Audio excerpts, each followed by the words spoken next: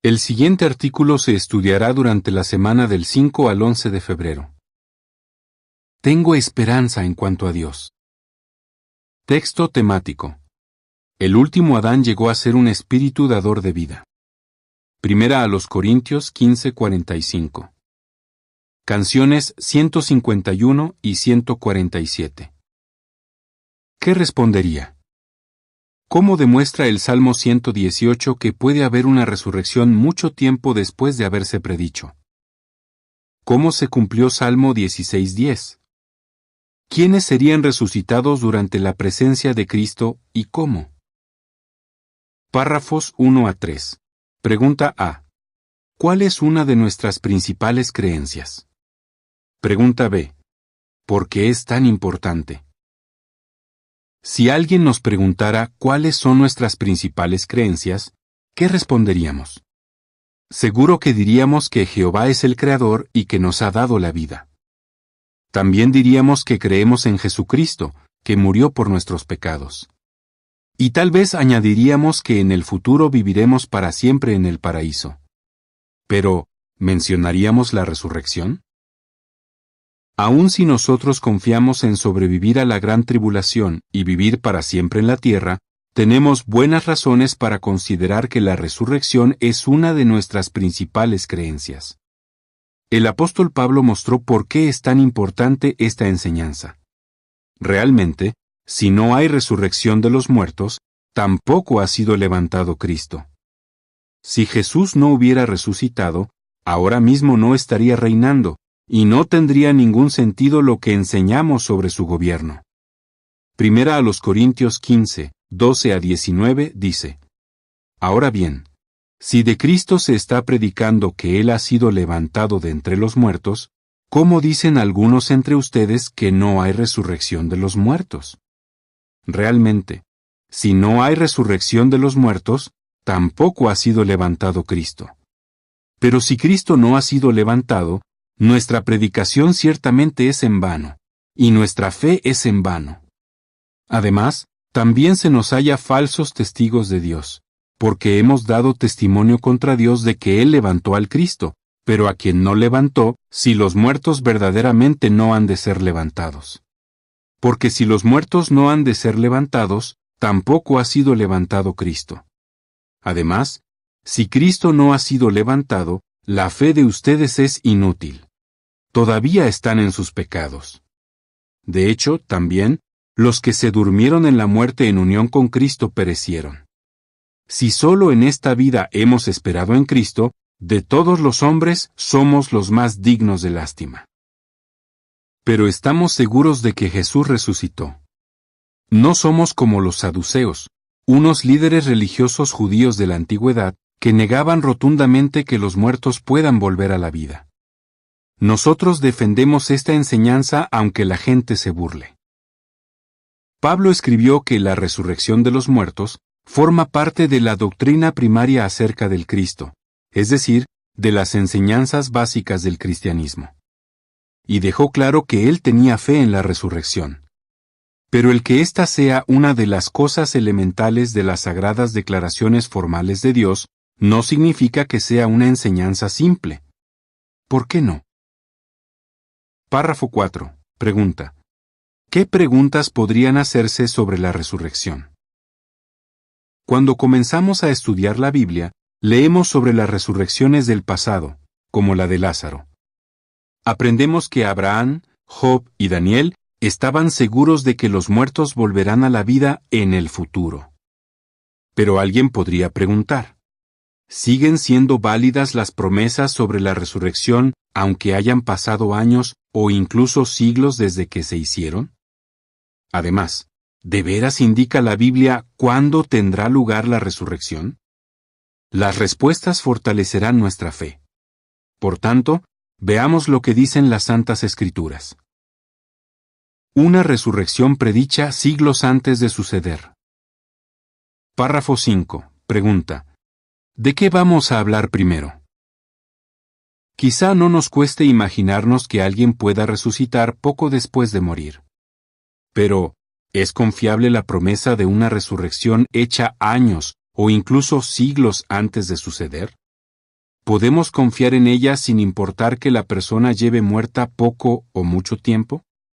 En realidad, todos creemos en una resurrección que se produjo cientos de años después de prometerse. ¿Cuál es? ¿Y qué relación tiene con nuestra esperanza de una resurrección futura? Párrafo 6. Pregunta: ¿cómo se cumplió en Jesús el Salmo 118? Encontramos una referencia a esa resurrección en el Salmo 118, que tal vez escribió David. Ese salmo dice en parte: «Ay, pues, Jehová, salva, sí, por favor. Bendito sea aquel que viene en el nombre de Jehová».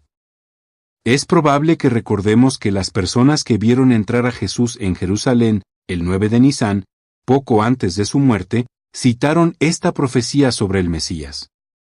Pero, ¿por qué decimos que este salmo habla de una resurrección que ocurriría muchos años después? Fijémonos que también dice que la piedra que los edificadores rechazaron ha llegado a ser cabeza del ángulo, o sea, la principal piedra angular. Salmo 118, 22. Párrafo 7. Pregunta: ¿qué le hicieron los judíos a Jesús? Los edificadores que rechazaron a Jesús, el Mesías, fueron los gobernantes judíos. No solo le dieron la espalda o se negaron a aceptar que era el Cristo. Muchos judíos incluso exigieron su muerte. Así que fueron responsables de su asesinato. Párrafo 8. Pregunta: ¿cómo podría llegar a ser Jesús la cabeza del ángulo? Si a Jesús lo rechazaron y lo asesinaron, ¿cómo podía llegar a ser la cabeza del ángulo? Solo si era resucitado. Él mismo lo indicó cuando contó una historia sobre un hombre que les envió mensajeros a unos agricultores que trabajaban para él. Pero estos maltrataron a los mensajeros. Del mismo modo, los israelitas maltrataron a los profetas que Dios les envió. Por último, el hombre les envió a su querido hijo, su heredero, con la esperanza de que a él sí lo escucharían. Pero los agricultores lo mataron. Después de contar esta historia, Jesús citó las palabras proféticas del Salmo 118, 22.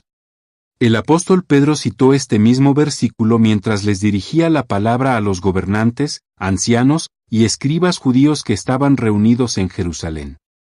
Habló de Jesucristo el Nazareno, a quien ellos fijaron en un madero, pero a quien Dios levantó de entre los muertos. A continuación, les dijo claramente: «Esta es la piedra que fue tratada por ustedes los edificadores como de ningún valor, que ha llegado a ser cabeza del ángulo». Hechos 3:15 y 4:5-11. Párrafo 9. Pregunta: ¿qué suceso extraordinario se predijo en el Salmo 118, 22?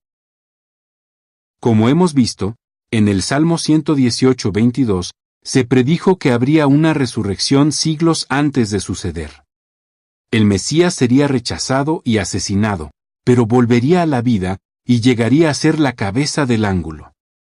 Después de resucitar, el Hijo de Dios se convirtió en el único medio para salvarnos, porque no hay otro nombre debajo del cielo que se haya dado entre los hombres mediante el cual tengamos que ser salvos. Párrafo 10. Pregunta A. ¿Qué predijo el Salmo 16:10? Pregunta B. ¿Por qué estamos seguros que este salmo no se cumplió en David? Analicemos otro versículo que predijo una resurrección. Se escribió con más de 1000 años de antelación. Este hecho fortalecerá nuestra confianza en que puede haber una resurrección mucho después de predecirse o prometerse. El Salmo 16, que se atribuye a David, dice: «No dejarás mi alma en el Seol. No permitirás que el que te es leal vea el hoyo». Salmo 16:10. Estas palabras no quieren decir que David nunca moriría o que no iría al Seol, o sea, al lugar simbólico en el que descansan los muertos. La palabra de Dios dice con claridad que David envejeció, murió y fue enterrado en la ciudad de David con sus antepasados. Primero de los Reyes 2, 1 y 10. Entonces, ¿de quién hablaba el Salmo 16:10? Párrafo 11. Pregunta. ¿Cuándo explicó Pedro el Salmo 16:10? Más de 1000 años después de que David escribiera estas palabras, el apóstol Pedro reveló a quién se referían. Habían pasado unas semanas de la muerte y la resurrección de Jesús, cuando el apóstol les dirigió un discurso sobre el Salmo 16:10 a miles de judíos y prosélitos. Hechos 2, 29 a 32 menciona: Varones, hermanos, es permisible hablarles con franqueza de expresión respecto al cabeza de familia David, que falleció y también fue sepultado, y su tumba está entre nosotros hasta este día. Por lo tanto, porque era profeta y sabía que Dios le había jurado con juramento que sentaría a uno del fruto de sus lomos sobre su trono, vio de antemano y habló respecto a la resurrección del Cristo, que ni fue abandonado en el Hades, ni su carne vio corrupción. A este Jesús lo resucitó Dios, del cual hecho todos nosotros somos testigos. Les dijo algo que quienes lo escuchaban sabían bien: que David había muerto y había sido enterrado. Y luego añadió que David vio de antemano y habló respecto a la resurrección del futuro Mesías. Según el relato, nadie contradijo esta afirmación. Párrafo 12. Pregunta A. ¿De qué modo se cumplió el Salmo 16:10? Pregunta B. ¿Qué confirma este cumplimiento sobre la promesa de la resurrección? Para subrayar lo que estaba diciendo, Pedro citó las palabras de David en el Salmo 110:1. Hechos 2, 33 a 36 explica: Por eso, debido a que fue ensalzado a la diestra de Dios y recibió del Padre el Espíritu Santo prometido, Él ha derramado esto que ustedes ven y oyen. De hecho, David no ascendió a los cielos, sino que él mismo dice: Jehová dijo a mi Señor: Siéntate a mi diestra hasta que coloque a tus enemigos como banquillo para tus pies. Por lo tanto, sepa con certeza toda la casa de Israel que Dios lo hizo Señor y también Cristo, a este Jesús a quien ustedes fijaron en un madero. Su razonamiento, basado en las Escrituras, convenció a la multitud de que Jesús era Señor y también Cristo. Todos reconocieron que el Salmo 16:10 se cumplió cuando Jesús fue resucitado. Tiempo después, el apóstol Pablo también usó este claro razonamiento al hablar a unos judíos de la ciudad de Antioquía de Pisidia. Estos se quedaron tan impresionados que le pidieron que les explicara más cosas. Hechos 13, 32 a 37 dice: De modo que nosotros estamos declarándoles las buenas nuevas acerca de la promesa hecha a los antepasados, que Dios la ha cumplido enteramente para con nosotros los hijos de ellos, al haber resucitado a Jesús. Así como está escrito en el Salmo 2: Tú eres mi hijo, este día he llegado a ser tu padre. Y ese hecho de que lo resucitó de entre los muertos, destinado a nunca más volver a la corrupción, lo ha declarado de esta manera: Les daré las bondades amorosas para con David, que son fieles. Por eso también dice en otro salmo: No permitirás que el que te es leal vea corrupción. Porque David, por una parte, sirvió según la voluntad expresa de Dios en su propia generación, y se durmió en la muerte, y fue puesto con sus antepasados, y sí vio corrupción. Por otra parte, aquel a quien Dios levantó, no vio corrupción. Y el versículo 42 añade: Ahora bien, cuando ellos iban saliendo, la gente se puso a suplicar que se le hablara de estos asuntos el sábado siguiente. Este argumento también debe convencernos a nosotros de que esas profecías bíblicas sobre una resurrección futura eran confiables, aunque habían pasado cientos de años desde que se dieron. ¿Cuándo tendrá lugar la resurrección? Párrafo 13. Pregunta: ¿qué preguntas sobre la resurrección tal vez se haga alguien? Sin duda, nos anima a saber que puede haber una resurrección cientos de años después de prometerse. No obstante, puede que alguien se pregunte: ¿significa eso que tendré que esperar mucho para volver a ver a mis seres queridos? ¿Cuándo ocurrirá la resurrección que espero? Recordemos que Jesús dijo a los apóstoles que había cosas que ni sabían ni podían saber entonces. Hay detalles sobre los tiempos o sazones que el Padre ha colocado en su propia jurisdicción. Pero eso no significa que no sepamos nada sobre cuándo tendrá lugar la resurrección.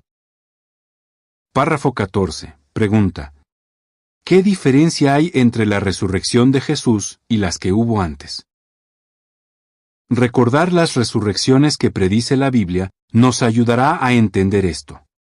Desde luego, la resurrección más importante es la de Jesús. Si no fuera por ella, ninguno de nosotros tendría esperanzas de volver a ver a sus seres queridos. Las personas que resucitaron antes que él, como por ejemplo en tiempos de Elías y Eliseo, no vivieron para siempre. Volvieron a morir, sus cuerpos fueron enterrados y se convirtieron en polvo. En cambio, Jesús ha sido levantado de entre los muertos y ya no muere, porque la muerte ya no es amo sobre él. Vive en el cielo para siempre jamás. Párrafo 15. Pregunta: ¿por qué se le llama a Jesús las primicias? Jesús resucitó para vivir como ser espiritual en el cielo. Su resurrección fue la primera de este tipo y la más importante, pero no la única. Él prometió a sus apóstoles fieles que irían al cielo para gobernar con él. Ahora bien, para recibir esta recompensa, primero tendrían que morir y luego, igual que Jesús, ser resucitados con un cuerpo espiritual. Pablo explicó algo parecido. Escribió: Cristo ha sido levantado de entre los muertos, las primicias de los que se han dormido en la muerte. Luego indicó que, aparte de Jesús, otros serían resucitados para vivir en el cielo. Dijo: cada uno en su propia categoría. Cristo las primicias, después los que pertenecen al Cristo durante su presencia. Primera a los Corintios 15, 20 y 23. Párrafo 16. Pregunta: ¿qué idea nos da la Biblia sobre cuándo sucedería la resurrección celestial? Estas palabras nos dan una idea de cuándo sucedería la resurrección celestial. Durante la presencia de Cristo. Desde hace muchos años, los testigos de Jehová han probado con la Biblia que la prometida presencia de Jesús comenzó en 1914. Todavía vivimos durante dicha presencia, y el fin de este mundo malvado está muy cerca. Párrafos 17 y 18. Pregunta: ¿qué les ocurrirá a algunos ungidos durante la presencia de Cristo? La Biblia da más detalles sobre la resurrección en el cielo. Dice: no queremos que estén en ignorancia respecto a los que están durmiendo en la muerte. Porque si nuestra fe es que Jesús murió y volvió a levantarse, así también, a los que se han dormido en la muerte mediante Jesús, Dios los traerá con él. Entonces indica: nosotros los vivientes que sobrevivamos hasta la presencia del Señor, no precederemos de ninguna manera a los que se han dormido en la muerte, porque el Señor mismo descenderá del cielo con una llamada imperativa. Luego explica: y los que están muertos en unión con Cristo se levantarán primero. Después nosotros los vivientes que sobrevivamos seremos arrebatados, juntamente con ellos, en nubes al encuentro del Señor en el aire. Y así siempre estaremos con el Señor. Primera a los Tesalonicenses 4, 13 a 17. La resurrección celestial tendría lugar algún tiempo después del comienzo de la presencia de Cristo. Los ungidos que estén vivos en la tierra durante la gran tribulación serán arrebatados en las nubes. La Biblia dice que los que sean arrebatados no se dormirán en la muerte, es decir, no permanecerán muertos durante mucho tiempo. Todos serán cambiados en un momento, en un abrir y cerrar de ojos, durante la última trompeta. Primera a los Corintios 15, 51 y 52. Párrafo 19. Pregunta: ¿qué resurrección mejor habrá en el futuro? La mayoría de los cristianos fieles de hoy día no son ungidos ni han sido llamados para gobernar con Cristo en los cielos. Esperan el fin de este mundo malvado durante el día de Jehová. Nadie puede saber cuándo llegará el fin, pero todo indica que está cerca. Después, habrá una resurrección diferente. Millones de personas resucitarán y vivirán en el paraíso en la tierra. Tendrán la esperanza de ser perfectos y no volver a morir jamás. Será sin duda una resurrección mejor que la de quienes resucitaron en el pasado pero volvieron a morir. Párrafo 20. Pregunta: ¿por qué podemos confiar en que la resurrección venidera ocurrirá de manera ordenada? La Biblia dice que en el cielo resucitará cada uno en su propia categoría, es decir, siguiendo su orden debido. Primera a los Corintios 15:23. Por lo tanto, podemos confiar en que la resurrección en la tierra también seguirá un orden. Esto podría hacernos preguntar: ¿cuándo resucitarán los que murieron en nuestros días? ¿Será poco después de comenzar el reinado de 1000 años de Cristo para que los reciban sus familiares y amigos? ¿Y los hombres fieles del pasado que fueron buenos líderes? ¿Estarán entre los primeros resucitados para ayudar a organizar a los siervos de Dios? ¿Y qué hay de las personas que no sirvieron a Jehová? ¿Cuándo y dónde volverán a la vida? Hay muchas cosas que podríamos preguntar, pero ahora mismo no es necesario preocuparse por este tipo de asuntos. Es mejor esperar y ver. Sin duda, será emocionante ser testigos de cómo actúa Jehová. Párrafo 21. Pregunta: ¿qué esperanza tenemos? Mientras tanto, debemos fortalecer nuestra fe en Jehová. Él nos aseguró mediante Jesús que resucitará a quienes están en su memoria. Jesús dio una prueba más de que Dios puede resucitar a los muertos al decir que para Él, Abraham, Isaac y Jacob están vivos. Así pues, tenemos razones de sobra para decir, igual que Pablo: tengo esperanza en cuanto a Dios, de que va a haber resurrección. Hechos 24:15. Fin del artículo.